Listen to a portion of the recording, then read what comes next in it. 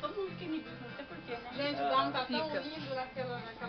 Parece que tá apresentando um jornal. O Dalmo fala, eu que não quero ver esse povo. Um amorzinho de pessoa. Ele é mais matriz que qualquer um, né?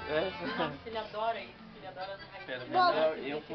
Eu fui em Curitiba, ele me atendeu muito bem. Toda Levou lá vez que na eu saída da ligo... cidade. Ui, nossa, ele é... Tiraram o carro pra não viu, fora, eu ia te meu buscar. carro ficava no estacionamento lá.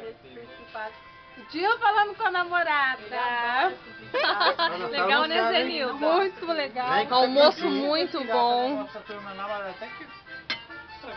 Esse é de 1 minuto. Vai lá.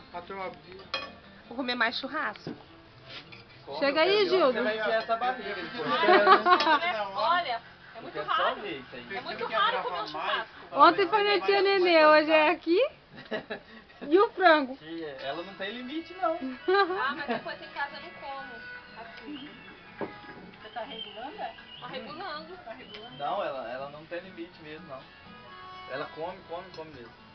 A gordinha é terrível. Ô Gildo, seu pai falando que sua mãe é gordinha. Engordou 10 quilos. Ele Mas comprou. teve um problema e começou a tomar Marivan da trombose dela. Desde criancinha, Mate? Meu Deus. É. É corticóide engorda.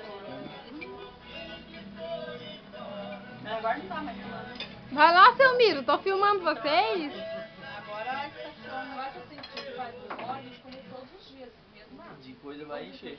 O vídeo enche rápido. Não exagera, né? Não parei, por quê? Tem que apertar aqui. Aperta aí, tá?